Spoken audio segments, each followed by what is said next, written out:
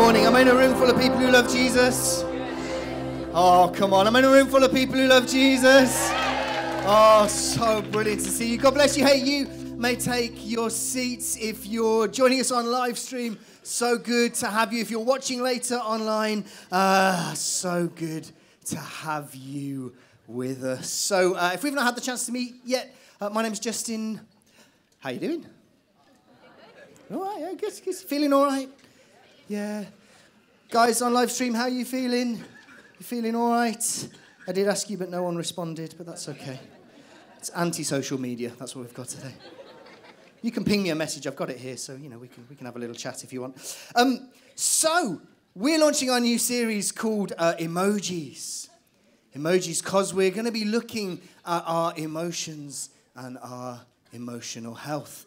Hence the question, how are you feeling? Sometimes that's a bit of a difficult question to answer, isn't it? That's why emojis are so brilliant, though, because they just give you a range of pictures that you can just kind of hit one and send it back. True story, I was texting somebody, a lady in the congregation, about a pastoral situation and wrapped it all up. Wanted to send a thumbs up at the end. I have slightly fat thumbs. And sent 2 kisses. So that was awkward. I was like, oh, sorry, didn't mean to send that. Meant to send a thumbs up. Thankfully, they were very understanding and know me well enough to know that I wasn't being inappropriate. But there we go. We've got some emojis here for you to have a little look at on the screen. Maybe you could choose which one you were feeling. Maybe that kind of second one there, like, oh, it's January. It's such a tough year. I like the one further along with his tongue out. It's a bit like, oh, that's kind of how I feel some of the times. But, when we ask how we're feeling, when we start to think about our emotions, actually it's more difficult than you might imagine. Even just the word emotions. If you went back a couple of 100 years, we wouldn't have used that word.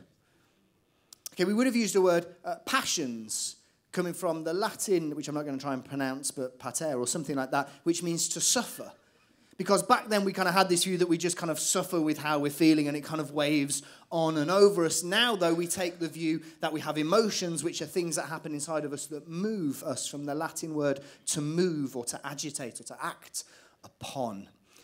But if you try and Google, okay, what's like a scientific definition for the word emotion, actually not everybody agrees. There isn't kind of complete consensus. We're still trying to figure out how this bit inside of us works. If I was to give you, though, 3 things that I think most people would agree with about emotions, it would be this. And the first one is this. There's something that you experience internally. Okay, so I feel cold on the outside, I feel happy on the in. Okay, your emotions, you experience them on the inside. I feel hungry in my stomach, but with love, I feel it in my fingers and in my toes. That depends what generation you were born in. I think it was a Wet, Wet, Wet song, but never mind. I'm under a ban from singing. But, it's something that you feel internally. It's something that happens to you on the inside. And it changes your psychological and your physical state. Okay, so when you feel an emotion, it changes your psychological state, the way you think, the way you feel. It also changes your physical body. Okay, what you're feeling in your physical body. And then thirdly, it drives your behavior. Okay, your emotions drive your behavior. So when you feel in love, okay, you feel it on the inside. Okay, it changes your psychological state. So when you're first in love, everything is just amazing. And you feel really cooperative and gracious and forgiving. Which is why the habits that drive you mad after you've said, I do, when you were first in love, they were cute. Like, oh, it's so sweet that you do that because I'm just in love. And actually, there's a reason why you have that psychological state when you're in love. Because if you start fault-finding when you're in love, ain't no one going to start a relationship. Okay, so your psychological state has to change so that you're more accepting and loving and accepting of people in. It changes the way your body works. Often your heart rate may slow down. You may become more relaxed. You're like, I'm open. This is wonderful. And then it drives your behavior because it's such a good feeling. You do things to pursue it. You write poems. You send flowers. You go on romantic walks. You book tables for dinner. Because love is driving your behavior. If something comes in to threaten that love and maybe take something or someone that you love away from you, then you might feel something very, very different. You may well feel jealousy.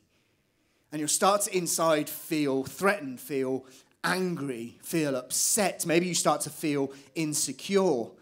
No longer now are you kind of cooperative and gracious. You're paranoid and you're checking everything and you're making sure who's doing what and what are they saying and how is this going, and you're second guessing every second move. And then physically you're not kind of open and relaxed, but you're all tensed up, and maybe you start to clench your fists because you're ready to kind of get and to protect what it is that you want to hang on to. And the behavior that it drives then isn't kind of behavior that fosters a great relationship. It's clenching and grabbing and pulling behavior, which often then actually drives the other person away, because the way you feel affects you on the inside, affects your body, and it drives your behavior.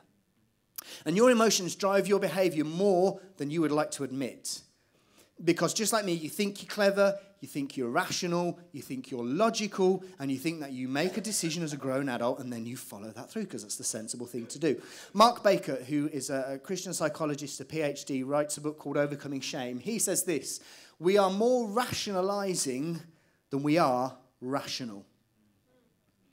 We're more rationalizing than we are rational. Let me give you an example. Maybe you've had this experience in the last couple of weeks. You've walked past something in a shop and you've gone, oh, I love it, I want it, I must have it. So you move up towards it because you've already decided emotionally, I must have this thing. Here's what your mind does. Gosh, at that price. I mean, it would be stupid not to.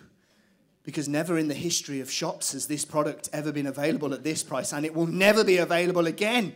I must get it before anybody else gets it. And I know I've already got 6 in blue, but not quite this shade of blue, and it matches my purple shoes so much better.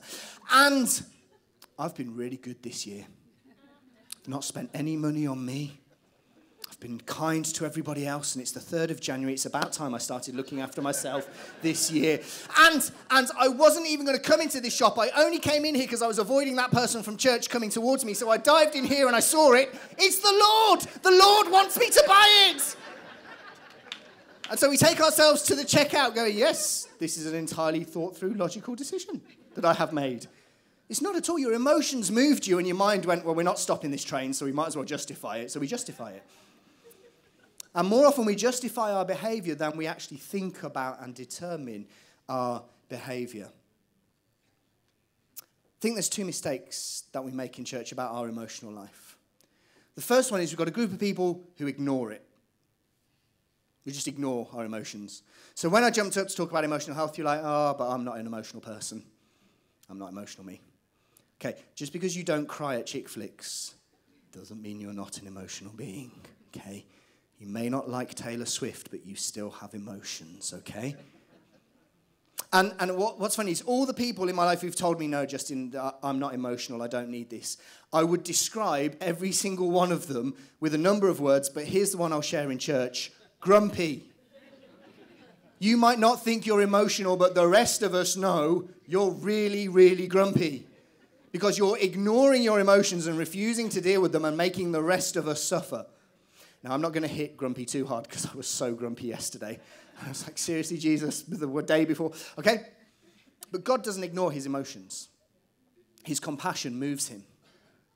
Okay? He gets angry about stuff. He feels jealous when things come to take away what belongs to him. His compassion moves him, for God so loved the world that he gave his only son. God doesn't ignore his emotions. Here's the other mistake, though, that I see people making. You indulge them. Oh, it just felt so good. I'm going to do this because it just feels good. And if it feels good in a church service again, it must be God told me to do it because it felt right. It has to feel good to you and the Holy Spirit and the people around you, by the way, but that's another story. But, you know, we just live. We've got caught up by this world's lie that we have to kind of follow our emotions and just do whatever we feel, and that's the way to kind of perfect wholeness, and nobody can crush your buzz or tell you that you can't or do anything to upset or offend you, because that's the mortal sin now. Don't make anyone feel upset, because we've all got to feel good. We just indulge our emotions. For people like that, January is the worst time of the year because your emotions had a riot before Christmas that now you're having to pay for. But God doesn't indulge his emotions because his anger lasts but for a moment. He didn't ignore it, but he didn't indulge it. Jesus in the Garden of Gethsemane, before he goes to the cross, all of his emotions would have driven him away, and he actually cries out, Father, I don't want to do this, but not my will, but your will be done. We have to find a different path between ignoring and indulging our emotions. I've got one goal for us today. I want everyone to be fully convinced and understand that your emotional life is a key part of your discipleship. So if you call yourself a follower of Jesus, you cannot ignore this and say, I'm not emotional, nor can you indulge it and just do whatever feels good. You have to find a different way. And if you are a follower of Jesus, it is so important that you take your emotional life seriously. If you're already at that point, you're like, yeah, I know and I get that. I'm going to give some top tips for how we kind of deal with our emotions.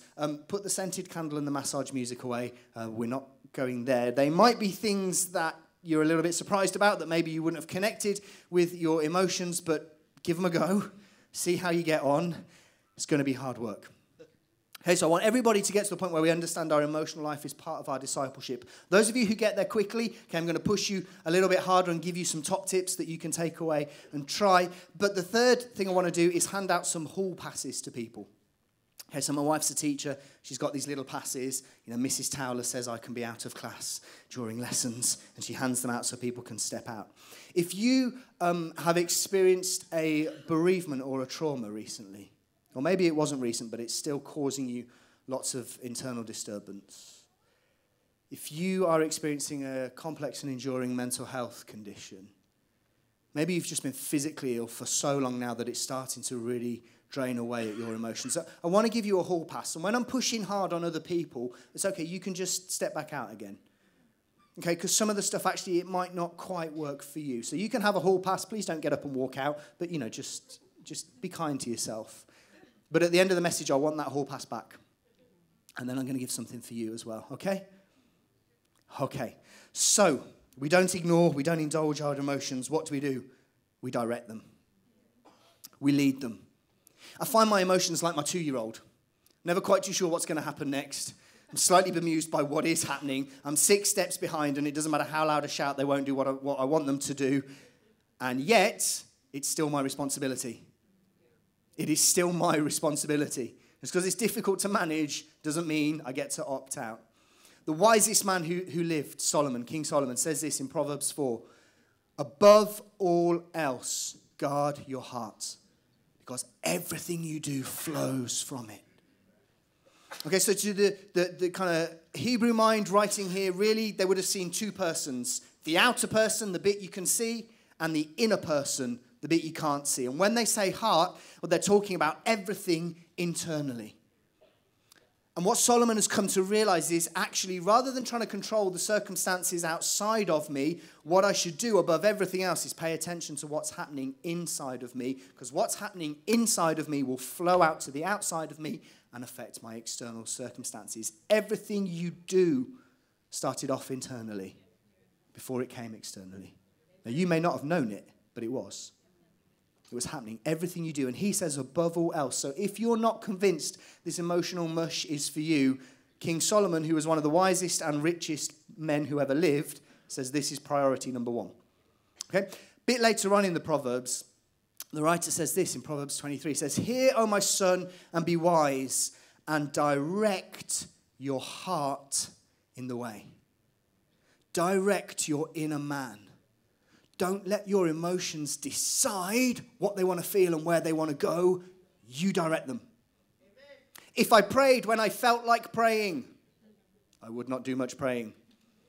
If I worshipped when I felt like worshipping, I would not do much worshipping. If I gave financially when I felt like giving, I'd be taking money out of the bucket, not putting it in. Okay, I have to take control of my internals and direct them. I say, come on. Jesus is good, so we are going to sing today at 11 o'clock because I'm there on time, and whoever's singing and whatever they're singing, we're going because I'm directing myself. If I was kind when I felt like being kind, I'll be really grumpy. Okay, you have to take control and direct your emotions. Don't let them direct you. Next to the understanding that Jesus loves me and died for my sin, I think the biggest revelation that has transformed my life is this one. I don't have to feel the way I feel. You don't have to feel the way you feel. Okay, if you've got a hall pass, you can lean back a little bit, but everyone else, you've got to lean in. Just because you woke up feeling sad doesn't mean you have to stay that way all day. Just because someone's annoyed you, you don't have to carry that into the rest of your life. Just because something's got you angry, you don't have to live with that and go out of control. You can change it. It might be really difficult and really, really complex. It might be really, really easy. But the first step has to be going, no, I can direct this rather than letting this direct me. Because how you handle your emotions is a key part of how you follow Jesus. Okay, let me give you some top tips for directing your emotions. Jump with me to Luke, to the book of Luke, chapter 10. Now, as they went on their way, Jesus entered a village, and a woman named Martha welcomed him into her house, and she had a sister called Mary who sat at the Lord's feet and listened to his teaching. But Martha was distracted with much serving, and she went up to him and said, Lord, do you not care that my sister has left me to serve her alone? Tell her then to help me. But the Lord answered her, Martha, Martha, you are anxious and troubled about many things, but one thing is necessary. Mary has chosen the good portion, which will not be taken away from her. So if you've been following Jesus for a while, you're probably familiar with this interaction. Let me just walk you through it beat by beat, and then I'll give you some top tips. So the first thing, as they went on their way, Jesus entered a village, and a woman named Martha welcomed him in to her house. The first thing I want you to see is Martha makes a decision to welcome Jesus into her house. Okay, so Martha does this. Now, in the Jewish culture, it would have been expected that this happened, okay? But you can't blame your culture for your behavior. Okay? So what if you do something different and upsets everybody else? If you're trying to live to keep everyone else happy with you, good luck with that. But Martha welcomes Jesus in to her house. Whether Jesus knocks on the door and says, can I come in? Or whether Martha goes out and brings him in, we don't know. Luke doesn't tell us. But what we know is Martha makes a decision and says, yes, Jesus, please come into my house. As a grown adult, she makes a decision to welcome him in. Then it says this, she had a sister called Mary who sat at the Lord's feet and listened to his teaching. But Martha was distracted with much serving. So, oh, Jesus, I would love you to come into my house. It's so good to see you. Please, come on in, take a seat. And Mary, the sister, comes, and Mary decides to sit and listen to Jesus, but Martha gets distracted. Now, that's really, really important, because nobody asks her to do anything. Nobody asks her to do anything. She is distracted and called away with much serving. So I don't know what she's whipping up here, but I think she suddenly thought she's on Bake Off. Like, she's separating her eggs, she's sifting out her flour, she's beating it around, she's got a chicken in the oven. I know they don't have chickens on Bake Off, but I might watch it a bit more if they did. But there's like a whole load of stuff going on. There is much serving. She is going to absolute town with this.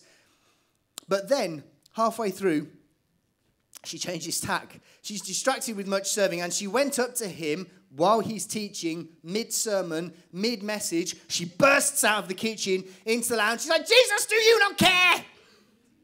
That's a bit of a heckle. Don't you care that my sister has left me to serve alone? Tell her to help me.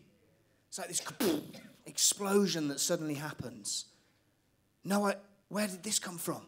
And then Jesus responds, Martha, Martha, you are troubled and anxious about many things, but one thing is necessary.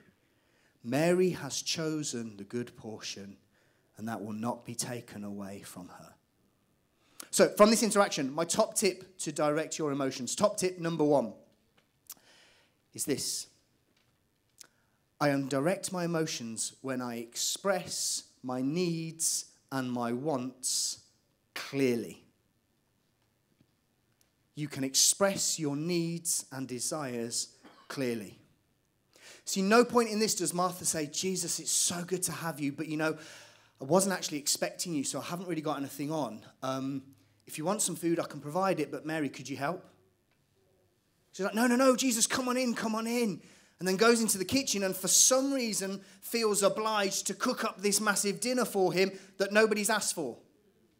And if she needs help, rather than exploding in the middle of a sermon, oh, Mary, could you just get the doilies for me? Like, just say what you need. What is it that you need? And when you express your needs clearly, you then give all the other people around you an opportunity to meet those needs or express why they can't. But because we don't express what we need clearly, because we don't take the time to examine our insides, we start doing stuff and then we get really, really wound up that no one's saying thank you, or no one's noticing, or I've done all of this for you. Jesus actually says at the end, I only wanted one thing. So because you didn't say, oh, Jesus, we've not got much in, and you didn't express your need, I never clarified to you, I don't need this. Maybe you're really fed up and annoyed with someone because you're bending over backwards for them. The reason they're not saying thank you, they don't want you to. They never asked you to. What is that need? When you start to dig down to it, did Martha's mother never say, well done? Like, could she never be good enough for her dad, which is now when Jesus steps in, she feels obliged to do this whole kind of thing for her because all of her cooking has got nothing to do with Jesus' needs. Because if she cared about Jesus, she wouldn't be exploding over him in the middle of a sermon. Like, I welcomed you in, but now I'm making it awkward for you. It's not about Jesus' needs. Martha, this is about your needs. And you have to figure out, okay, what do I need? What do I want? Express it clearly to those around you. If you're in hospital and you want a visit from the pastoral team, tell us and make sure your information is up to date on the database. Otherwise, you won't get a visit. Because I'm not sitting up all night trying to work out who you are, where you are, and how to get hold of you. I need some sleep. So if you can't express your need clearly, don't expect me to become a mind reader or anybody else on the team to magically know. What do you want? What do you need? If we can meet it, we will. If we can't, we won't. If we consistently don't meet your needs, then you get to choose, is this the kind of church that you want to be a part of? But if we all just said what we want and what we expect, but we go into this emotional immaturity because we don't want to confront what's going on the inside. When you express your needs clearly, you're far more likely to get what you want. Second top tip, you know that you always have a choice. You recognize there are always choices. If you said to Martha, hey, Martha, what would you like to do? Oh, it doesn't matter what I would like to do. I've got to do all of this. Who told you you have to do all of that? Your emotions. Your emotions tell you I must do this, I need to do that, I have to do that, otherwise I'll look bad, otherwise people will think less of me, otherwise Jesus won't love me, otherwise my useless sister will get fed up with staying here, so I have to do all of this. When she confronts Jesus, he's like, Mary has chosen the good part. What's the implication? Martha, you have chosen the wrong part. Martha, your behavior is a choice. Nobody asked you to do this. But something inside of you made you feel like you had to. But it's a choice that you make. You have more choices in your life than you give yourself credit for. But your emotions kind of leave you living under a state of obligation. Change the choices. Make different choices in your life. Mary chose and Martha chose. Martha chose badly. We don't know why. But if you asked her, what have you chosen, she would have felt obligated, but she wasn't. She had a choice. Okay, next top tip. You don't default to negative meaning making. Okay, here's what I mean by this. Negative meaning making. It's the kind of ABC of your internal world. So an action happens. You're in the checkout queue at the supermarket and someone pushes in front of you. That's the action. Okay, the consequence to that action, the C to that A, depends on your B. If you believe they are a terrible example of a human being and have just violated every single right that you have, the consequence to that will probably be an angry confrontation. Oi, Get behind me. Who do you think you are? I was there. If you believe that fundamentally the world is set against you and everyone just keeps pushing you down and everyone's against you, and here it is right now, evidence that even when I'm buying my sprouts, the world's against me.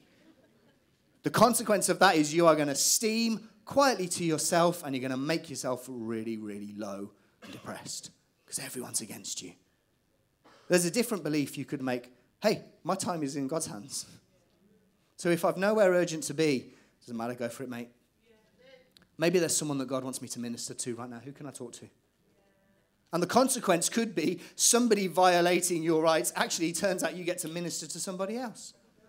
Okay, now you have a right to assert your rights. You do have a right to say, hey, excuse me, I would let you go in front, but actually I'm going to visit my dying mother in hospital, so would you mind going behind me so I can get my stuff and get off? Okay, you're allowed to do that, but you see, it's the belief that you make. How you feel about stuff, it's not actually about what happened to you, it's about the meaning you attach to it.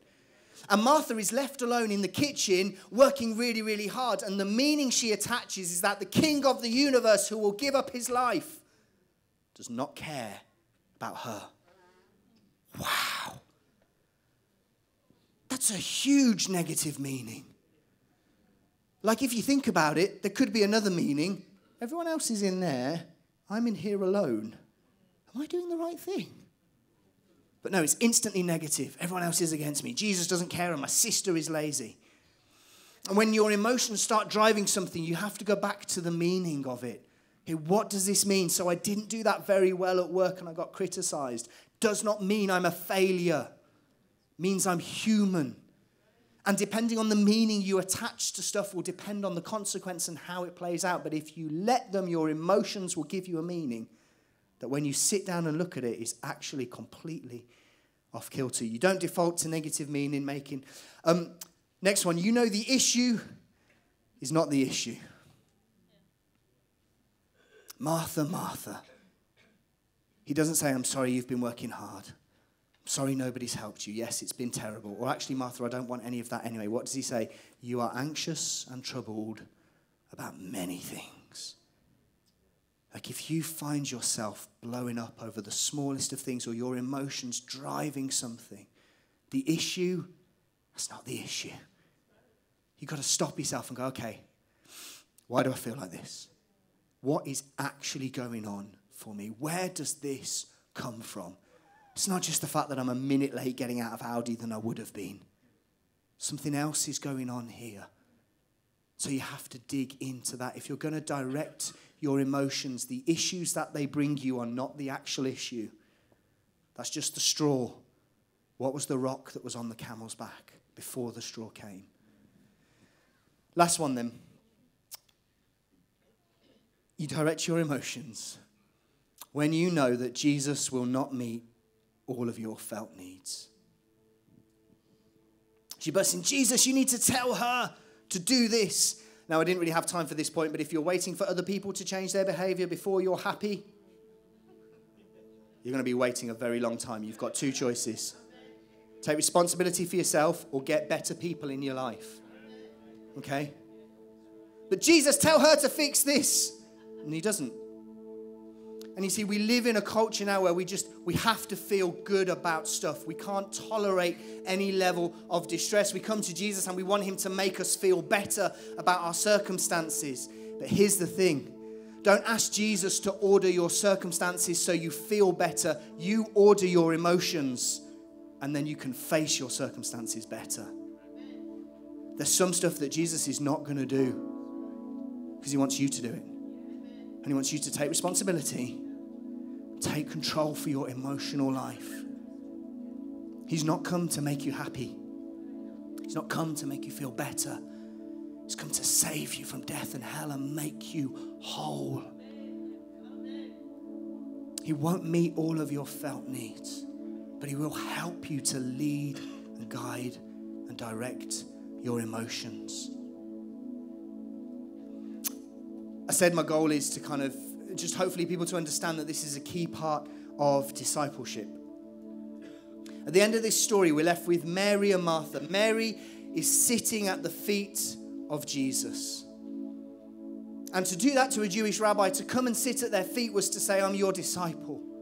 I'm humbling myself on Jesus. I want to learn from you. I want to follow you. It's a discipleship position. But Martha is dragged away from that position because her emotions drive some different behavior.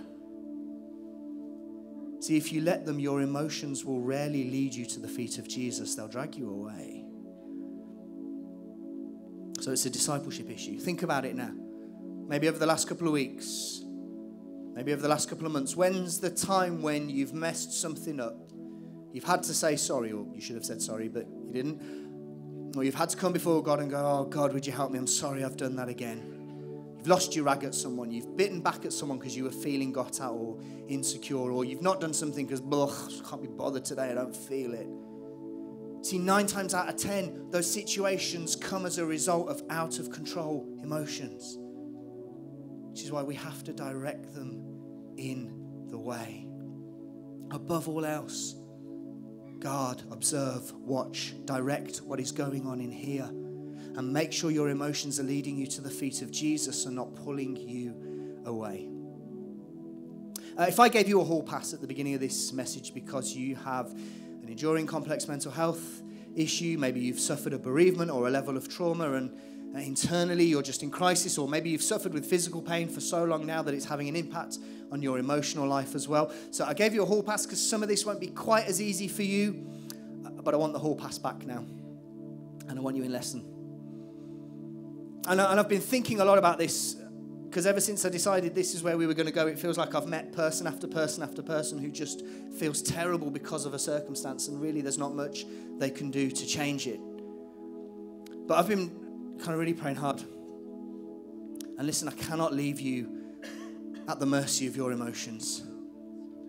Okay, and I know if you could have fixed it to feel better, you would have done that by now. I get that. So not all of this stuff you'll be able to do in this circumstance. But John tells us in his gospel later on, Martha's brother Lazarus dies. And what does Martha do? She's learned, she runs to Jesus. Jesus, Jesus, if only you were here. You see, previously she got pulled away from Jesus because of immature emotions. Now she's facing some of the biggest emotions she'll ever feel. And what does? She runs to the feet of Jesus. Okay, so you may not be able to change the way you feel like I can change whether I'm grumpy or not. But don't let your emotional state drag you away from Jesus. Just bring it back to his feet. Whatever it is you're feeling right now, direct it to him.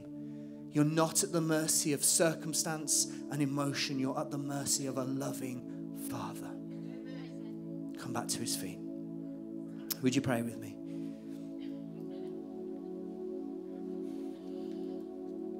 God, we thank you that you made us. God, you created every single being of us. You knitted us together, Lord, in our mother's womb, and you see everything about us. God, you know what we're feeling more than we do ourselves.